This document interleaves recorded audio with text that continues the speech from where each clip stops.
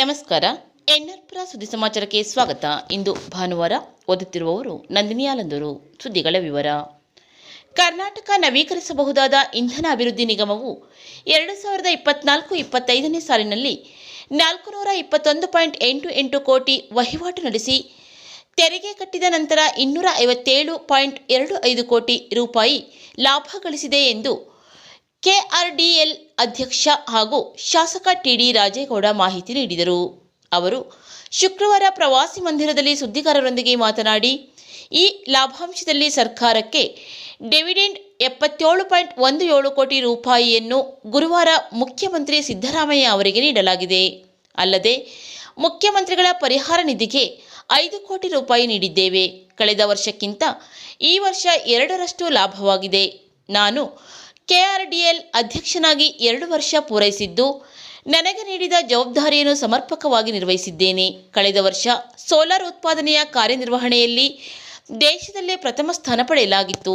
ಈ ವರ್ಷವೂ ಸಹ ಇಂಧನ ಸಚಿವ ಜಾರ್ಜ್ ಸಹಕಾರದೊಂದಿಗೆ ಉತ್ತಮ ಕೆಲಸ ಮಾಡಿದ್ದು, ಉತ್ತಮ ನಿರ್ವಹಣೆಗಾಗಿ ಪ್ರಥಮ ಸ್ಥಾನ ಪಡೆದು ರಾಷ್ಟ್ರಪತಿಗಳಿಂದ ಪ್ರಶಸ್ತಿ ಪತ್ರ ಪಡೆದಿದ್ದೇವೆ ಎಂದರು.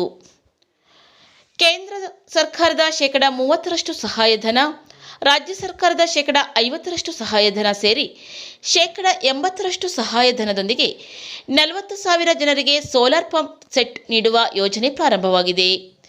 ಇಂಧನ ಇಲಾಖೆಯಲ್ಲಿ ಸಚಿವ ಜಾರ್ಜ್ ಅನೇಕ ಬದಲಾವಣೆ ತರುತ್ತಿದ್ದಾರೆ ಎಂದರು. ಈ ಸಂದರ್ಭದಲ್ಲಿ ಕಾಂಗ್ರೆಸ್ ಪಕ್ಷದ ಮುಖಂಡರಾದ ಬಿಳಾಲುಮನೆ ಉಪೇಂದ್ರ, ಮನು, ಪ್ರಶಾಂತ್ ಶೆಟ್ಟಿ, ಜುಬೇದಾ, ಎಂಆರ್ ರವಿಶಂಕರ್ ಉಪಸ್ಥಿತರಿದ್ದರು. ಕಲಿಕಾ ಹಬ್ಬದ ಕಾರ್ಯಕ್ರಮದಿಂದ ಮಕ್ಕಳಲ್ಲಿ ಸಂಖ್ಯಾಶಾಸ್ತ್ರಕ್ಕೆ ಸಂಬಂಧಿಸಿದಂತೆ ಕಲಿಕೆಯ ಮಟ್ಟ ಹೆಚ್ಚಾಗಲಿದೆ ಎಂದು ಕ್ಷೇತ್ರ ಶಿಕ್ಷಣಾಧಿಕಾರಿ ಶಬನಾ ಅಂಜುಂ ತಿಳಿಸಿದರು.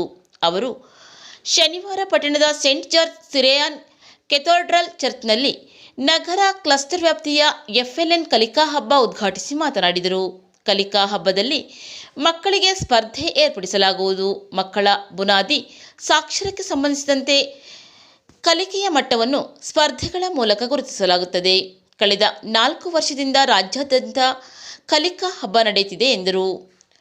ಶಿಕ್ಷಣ ಸಂಯೋಜಕ ಬಿಕೆ ರಂಗಪ್ಪ ಪ್ರಾಸ್ತಾವಿಕವಾಗಿ ಮಾತನಾಡಿದರು. ಸಭೆಯ ಅಧ್ಯಕ್ಷತೆಯನ್ನು ಫಾದರ್ ಜಾರ್ಜ್ ವಹಿಸಿದ್ದರು.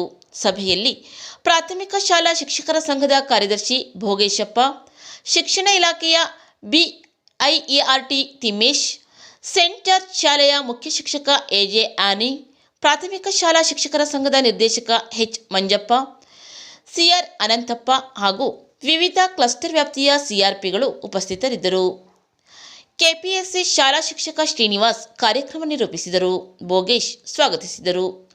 ನಂತರ ಮಕ್ಕಳಿಗೆ ವಿವಿಧ ಸ್ಪರ್ಧೆ ನಡೆಯಿತು. ಅಲ್ಲದೆ ಪೋಷಕರಿಗೂ ಸಹ ಮೋಜಿನ ಆಟದ ಸ್ಪರ್ಧೆ ಏರ್ಪಡಿಸಿದ್ದು, ಗೆದ್ದವರಿಗೆ ಬಹುಮಾನ ಹಾಗೂ ಪ್ರಶಸ್ತಿ ಪತ್ರ ವಿತರಿಸಲಾಯಿತು.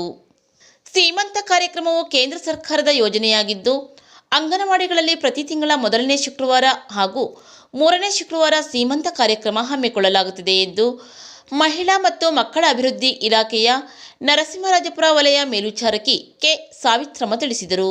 ಅವರು ಶುಕ್ರವಾರ ಅಗ್ರಹಾರದ ಅಂಗನವಾಡಿಯಲ್ಲಿ ನಡೆದ ಪೌಷ್ಟಿಕ ಆಹಾರ ಶಿಬಿರ ಹಾಗೂ ಸೀಮಂತ ಕಾರ್ಯಕ್ರಮದಲ್ಲಿ ಮುಖ್ಯ ಅತಿಥಿಯಾಗಿ ಮಾತನಾಡಿದರು.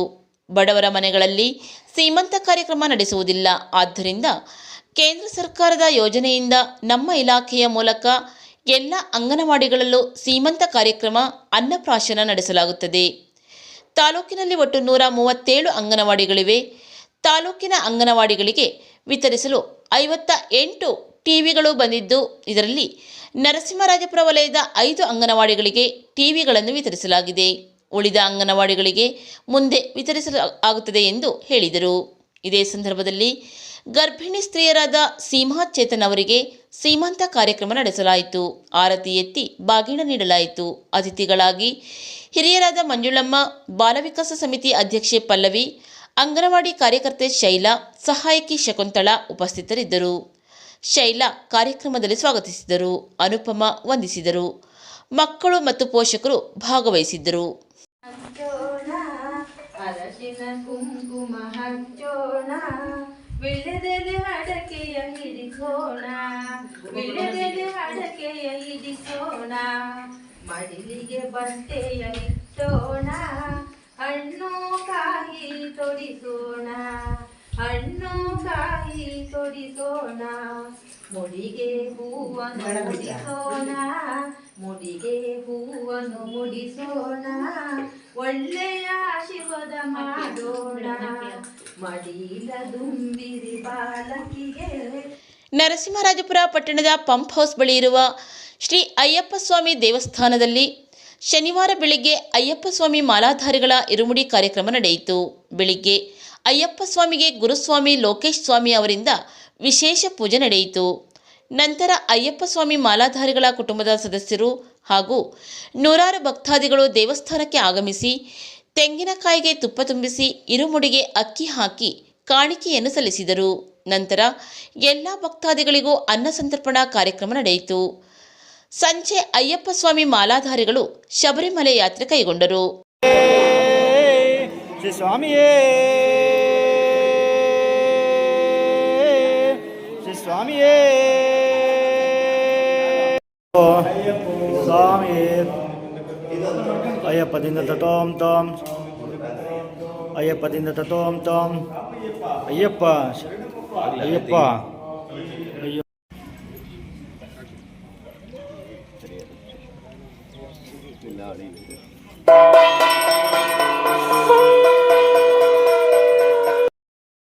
ವಂದನೆಗಳು.